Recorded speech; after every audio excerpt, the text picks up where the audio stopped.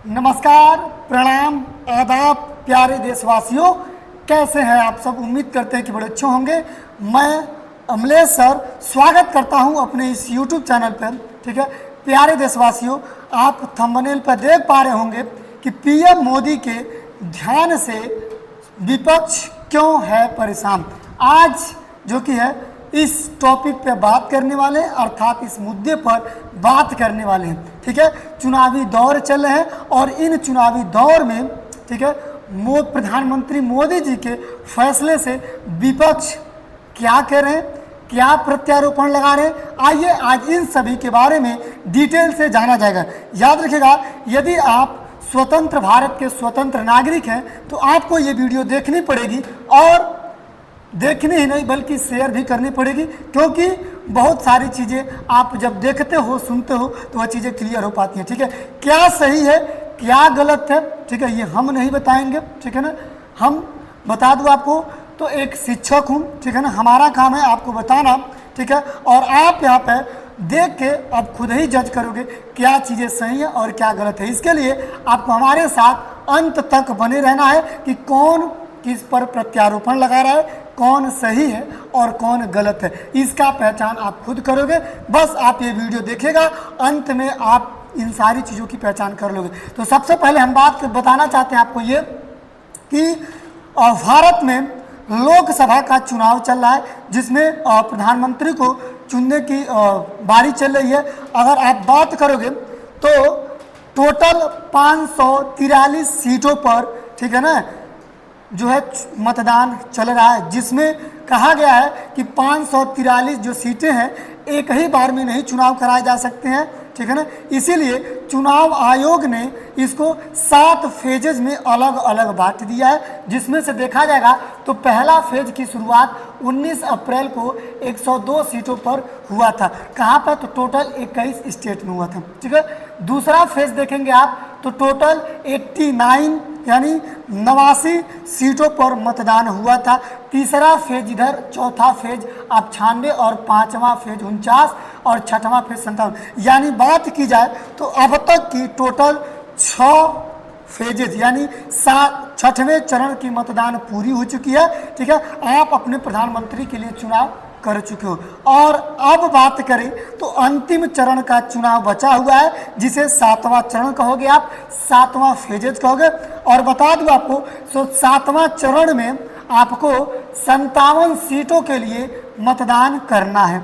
ठीक है ना, यानी कहा जाएगा कि 57 सीटों के लिए मतदान करना है और इसका डेट भी आ चुका है, जो कब होगा तो 1 जून को ही होगा। और ऐसे में आपको बता दें अंतिम चरण का चुनाव होने से पहले यानी 1 जून को चुनाव है और 30 मई को जो है 30 मई कहिए 30 मई से पहले ही ठीक है ना प्रत्येक पार्टियों के लिए ठीक है ना और विज्ञापन का या चुनाव प्रसार पर पूरी तरीके से रोक लगा दी गई है। ठीक है ना, सभी पार्टी अपना अपना प्रचार करना बंद कर दिए हैं। ठीक है ना, लेकिन ऐसे में मोदी जी के ठीक है ना ऐसे में क्या हुआ है, मोदी जी के ठीक है ना ध्यान लगाने से ठीक है ना ध्यान लगाने से समाज में किस तरीके से प्रचारक आ रहे हैं। कहने का मतलब ये है कि जब सारी चीज़ें बंद हो चुकी हैं ठीक है ना, प्रचार बंद हो गया, प्रसार बंद हो गया,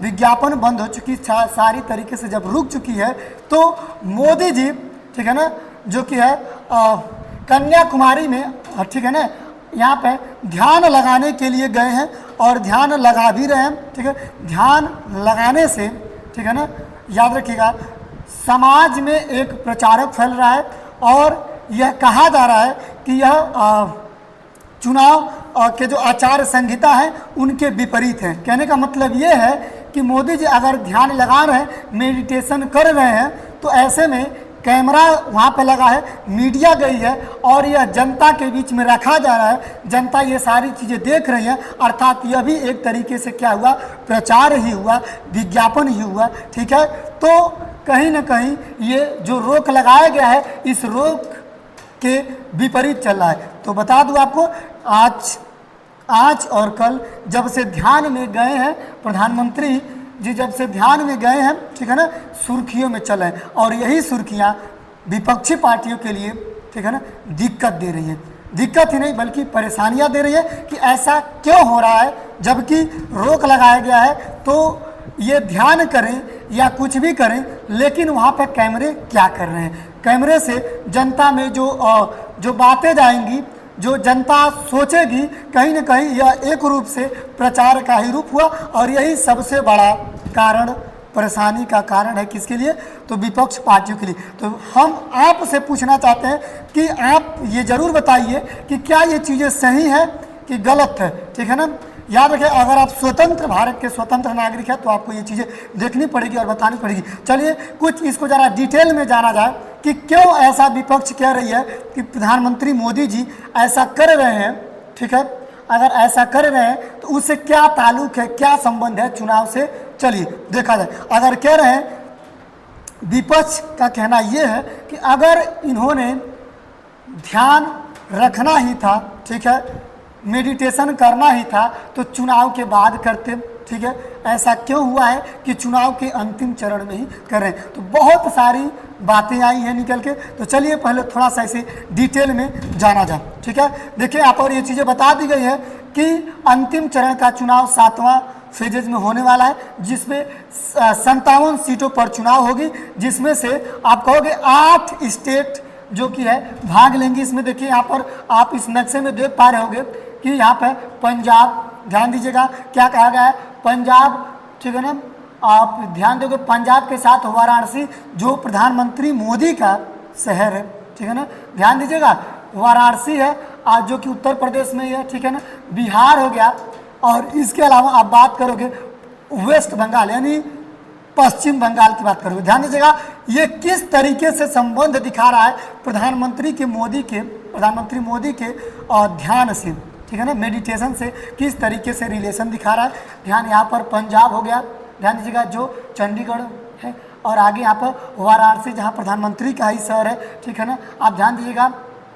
और ये भी एक बात ध्यान दीजिए कि ये वेस्ट बंगाल अर्थात कोलकाता, ठीक है ना, ये सारी जगहों पर 7वें चरण का जो है मतदान होना अभी बाकी है। जो यहाँ पर ध्यान दीजिए लिखा है कि 7 वोटिंग फेजेज अप्रैल 19 से 1 जून, यानी 1 जून जो है यानी कल जो है इसका चुनाव होना बाकी है। और ऐसे में मोदी जी जब तक अंतिम चरण का चुनाव नहीं होगा तब तक वहाँ पर ध्यान लगाएंगे। तो आइए जरा उस स्थल के बारे में बात कर लेते हैं जहाँ पर इन्होंने ध्यान लगाया है। तो यहाँ पर लिखा है, देखिए ध्यान दीजिए यहाँ पे, all about Vivekananda rock memorial where PM Modi will meditate, यानी पीएम मोदी ने जहाँ पर ध्यान लगाया है, ध्यान दीजिएगा वह कौन सा स्थान है। तो आप ध्यान दोगे तमिलनाडु में, ठीक है ना, जो विवेकानंद रॉक मेमोरियल के नाम से जाना जाता है, अर्थात अब कह दे तो वह स्थान जो है स्वामी विवेकानंद के नाम से प्रचलित है, क्योंकि वहाँ पर अपना बहुत सारा चीज़ें वहाँ पर इकट्ठा किया था, नॉलेज ग्रहण किया था, बहुत सारी चीज़ों को सोचा था, विचारा था और समाज में प्रचारक के रूप में उसे फैलाया था, ठीक है। तो ये मोदी यहीं पर ही गए, आप अभी देखोगे और भी सारी चीज़ें, ठीक है ना। यहाँ पर देखिए PM Modi to meditate at Dhyan, ठीक है ना, क्या लिखा है, Mandapam from the evening of, क्या लिखा है, 30, यानी 30 मई से लेके यानी 1 जून के शाम तक ये लगातार वहीं पर बने रहेंगे और ध्यानमय रहेंगे, ठीक है ना। तो जगह का नाम उम्मीद करता हूँ कि आप लोग समझ गए होंगे, विवेकानंद रॉक मेमोरियल, ठीक है ना। यही वो स्थान है जहाँ पर ये अपने आप को ध्यानमय कर रहे हैं, ठीक है ना। तो अब देखिए एक बात ये भी ध्यान दीजिए कि जहाँ पर ये ध्यान लगा रहे हैं, आप जरा उस चित्र को गौर से देखोगे यहाँ पे, तो देखिए यही वह स्थान है जहाँ पर कन्याकुमारी के नाम से जो जाना जाता है, जहाँ पर कहा जाता है कि माता पार्वती जी, ठीक है ना, भगवान भोलेनाथ का क्या की थी, इंतजार की थी, ठीक है ना। अर्थात कहीं ना कहीं भगवान भोलेनाथ का संबंध वाराणसी से है, तो वाराणसी से मोदी जी आते हैं, ठीक है ना, और ठीक है ना, ये वाराणसी से सीधे संबंध रखता है, इसलिए ये, और ये हो गया आपका क्या, ये जहाँ पर प्रधानमंत्री मोदी जी ने ठीक है ना, अपने आप को ध्यान में किया हुआ है। ठीक है ना, तो इन दोनों में बहुत ज़्यादा काफिला नहीं है, बहुत ज़्यादा दूरी नहीं है, दोनों एक ही स्थल पर मौजूद हैं। ठीक है ना, पाया कहाँ जाएगा, तो ये तमिलनाडु में पाया जाएगा। ठीक है ना, तो चलिए कहने का कुल मतलब क्या है, आप ध्यान दीजिएगा। कहने का मतलब यही है कि विपक्ष जो कह रही है कि देखिए विवेकानंद मंडपम, यानी यहाँ एक ध्यान कक्ष है जिसमें स्वामी विवेकानंद की मूर्ति है, यही पीएम मोदी ध्यान करेंगे। यानी कहा गया है कि जो समुंदर है, ठीक है ना, यहाँ पर एक मंदिर के साथ साथ स्वामी विवेकानंद का भी एक स्थल है और वहीं पर मोदी जी क्या करेंगे, अपने आप को ध्यानमय करेंगे अर्थात मेडिटेशन करेंगे। आगे देखेंगे वहाँ पर तो श्रीपद मंडपम, इसके गर्भगृह में देवी कन्याकुमारी के पदचिन्ह पैरों का निशान, यानी बगल में एक मंदिर है, ठीक है ना, जो काफ़ी बड़ा है, जहाँ पर देवी पार्वती जी का पादुकोण यानी कह सकते हो कि पदप चिन्ह यानी पादपों का कुछ क्या है निशान है। ठीक है ना, तो यहाँ पर मोदी जी गए हुए हैं। तो चलिए कहने का मतलब यही है कि इन सब का संबंध आखिर किस चीज़ से ताल्लुक़ रखता है, आखिर ऐसा क्यों है, क्यों कह रही है विपक्षी। तो चलिए ध्यान दीजिए, कहने का मतलब यह है कि अब जरा एक बात सुनिए कि स्वामी विवेकानंद जी जो थे, ठीक है ना, ये इस स्थल पर क्यों प्रचलित हुए, कैसा इनका नाम दिया गया। तो आपको कह दूं, स्वामी विवेकानंद जी जब शिकागो धर्म सम्मेलन में जाने वाले थे, आपको एक बात बताऊं कि स्वामी विवेकानंद शिकागो धर्म सम्मेलन में जब जाने वाले थे तो वहाँ पर जाने से पहले, ठीक है ना, इनको बहुत सारे प्रश्नों का ऐसा जवाब चाहिए था जो इनके पास अभी नहीं थे। ठीक है ना, तो इन्होंने उस तट पर गए, ठीक है ना, जब उस तट पर गए जहाँ पर ये बना हुआ है, ठीक है ना, तमिलनाडु में, ठीक है ना, तो ध्यान दीजिएगा, जाते वक्त इनको एक चट्टान दिखाई दिए जो वहाँ से जहाँ ये खड़े थे वहाँ से लगभग 500 मीटर दूरी पर दिखाई दी और कहा जाता है कि इन्होंने तैरते तैरते उस स्थल पर गए और उस स्थल पर जाके एकाग्रचित होके ध्यानमय होके 3 दिन तक उन्होंने यहाँ पर पूरी तरीके से अपने आप को ध्यानमय किया। ठीक है ना, और अपने सारे प्रश्नों को खोजा। ठीक है ना, यानी कहने का मतलब यह है कि सारे प्रश्नों का जवाब एक एक करके ले लिया और संग्रह कर लिया, इकट्ठा कर लिया और जो इनका सम्मेलन था उस सम्मेलन में गए और सम्मेलन में अपने एक एक करके सारे प्रश्नों को रखा और अच्छे तरीके से रखा। और कहा जाता है कि जब इन्होंने अपने सामाजिक रूप से, आर्थिक रूप से हर एक चीज़ के बारे में जब कहा हुआ, ठीक है ना, तब वहाँ पर तालियों की गड़गड़ाहट इतनी पड़ी कि तालियां रुकने का नाम ही नहीं ली थी और इसी वजह से इनका यहाँ पर स्थल दे दिया गया और इनका नाम दे दिया गया। ठीक है ना, इन्हीं के नाम से ये जाना जाता है, विवेकानंद मंडपम। ठीक है ना, इसी के नाम से यह जाना जाता है और यही रीज़न है कि मोदी जी यहाँ पर गए हैं और जाके अपने आप को यहाँ पर ध्यानमय कर रहे हैं। हो सकता है कि यह अपने बहुत सारे सवालों का जवाब लेना चाहते हैं। विपक्ष वाले कहने के लिए तो कह रहे हैं कि भाई मोदी अपने आप को बुद्धि लेने गए हैं, बुद्धि नहीं है, तो ऐसी बात नहीं है। ठीक है ना, कहने वाले तो कुछ भी कह सकते हैं। ठीक है, तो ये सारी चीज़ें हो गई और विपक्ष वालों का चलिए सबसे बड़ा कहना ये है कि ठीक है मोदी जी आप जहाँ जाना चाहते हैं जाइए, इससे हमें कोई ऐतराज़ नहीं है, लेकिन आप गए हैं तो वहाँ पर कैमरा का क्या काम है, क्योंकि मोदी जी अगर अपने आप को ध्यानमय करें तो वहाँ पर मीडिया पहुँच चुकी है, कैमरा आ चुके हैं और कैमरा से समाज में प्रचारक हो रहा है, समाज देख रही है, जनता देख रहा है। जनता देखेगा तो कहेगा कि हमारा पीएम जो है धार्मिक भी है, पूजा पाठ भी करते हैं, तो समाज में एक अलग चीज़ें की भाव उत्पन्न होगी जो कि विपक्ष ये नहीं चाहते हैं। ठीक है, विपक्ष का कहना ये है कि क्यों ऐसा हो रहा है, जब सारी चीज़ें पर रोक लगी है तो ये क्यों हो रहा है। ठीक है, अगर आप ध्यानमय होना चाहते हो तो जाइए ध्यानमय होइए, लेकिन कैमरा मत लेके जाइए, इसके अलावा मीडिया को मत ले जाने दीजिए और भी जो सारी चीज़ें इन पर रोक लगाइए। ठीक है, मीडिया का कहना यही है। ठीक है, और अभी बात ध्यान दोगे, पीएम का ग्लैम्स एनआई के द्वारा जो है जारी कर दिया गया है। पीएम्स ने वहाँ पे जाके मंदिर में सबसे पहले पूजा पाठ की, जो कि उस फोटो को शेयर किया, उस पिक को शेयर किया है और अपना ध्यान में का जो पिक था उसका भी जो है समाज में शेयर किया है। सभी लोग देख रहे हैं, सुन रहे हैं। ठीक है ना, याद रखिएगा सुप्रीम कोर्ट के अभिषेक मनोज सिन्हा जी, ठीक है ना, कांग्रेस के तरफ से इन्होंने, ठीक है ना, एक याचना जाहिर की है किसको, चुनाव आयोग की, कि ये सारी चीज़ें रोक दी जाए क्योंकि यह हमारे आचार संहिता के विपरीत है।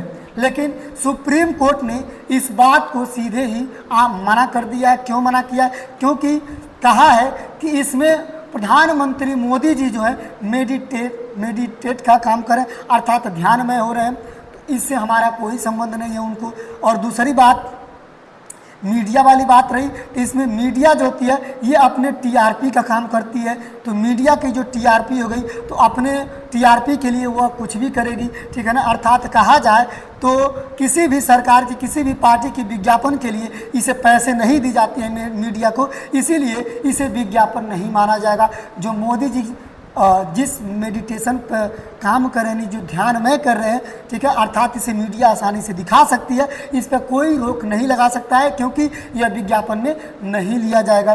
बात समझ में आई? तो ये सारी चीज़ें थी, ठीक है ना, जनता के सामने हमने यहाँ पर रख दिया है, आप लोगों के सामने रख दिया। याद रखेगा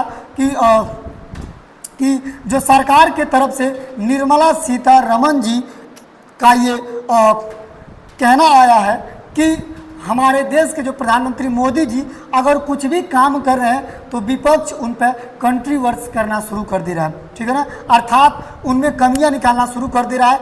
इन्होंने, विपक्ष ने कहा था कि मोदी जी कभी टीवी पर इंटरव्यू नहीं आते हैं, तो मोदी जी ने 80 बार लगभग टीवी पर अपना इंटरव्यू दिया। साथ में विपक्ष ने यह भी कहा था कि मोदी जी कभी अपना जो भाषण करते हैं वह बिना लिखे नहीं करते हैं, अर्थात सामने लिखी हुई चीज़ होती है वही पढ़ते हैं। तो ऐसे में मोदी जी ने बिना लिखी हुई चीज़ों का भाषण किया, ठीक है।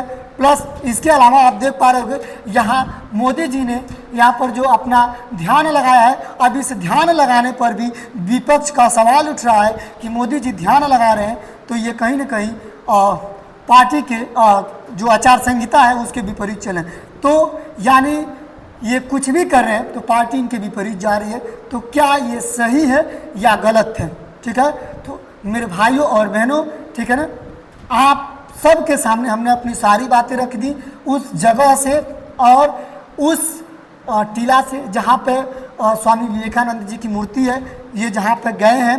याद रखेगा विपक्ष कह रही है कि क्यों ये अभी गए, ठीक है, गए हैं तो ठीक है, लेकिन आपको ये भी बता दूं कि मोदी जी सिर्फ अभी नहीं गए हैं, बल्कि मोदी जी 2019 में भी जब लोकसभा का चुनाव हो रहा था तो केदारनाथ में भी जाके अपना वहाँ पे लगभग 1 से 2 दिन का समय दिए थे और वहाँ पर पूजा पाठ किए थे, ध्यान में हुए थे, तब आए थे, ठीक है। तो इसमें कोई बड़ी बात नहीं है, लेकिन क्या ये बातें जायज़ हैं कि ये आचार संहिता में ये चीज़ें होनी चाहिए या फिर नहीं होनी चाहिए? क्योंकि आपको बता दूं तो आचार संहिता का मतलब ये होता है कि जब से चुनाव का डेट रखा जाता है और चुनाव का डेट रखने के साथ साथ जब तक चुनाव का रिजल्ट न आ जाए तब तक आपको कोई ऐसा चीज़ नहीं करना है जिससे प्रचारक का काम हो या फिर कोई ऐसा चीज़ काम हो, ठीक है ना। इस पर प्रभाव क्या पड़ने वाला, यदि कोई पार्टी यदि आचार संहिता के विपरीत जाके कोई कार्य करती है तो या तो उनके पार्टी के मान्यताओं को भी रद्द किया जा सकता है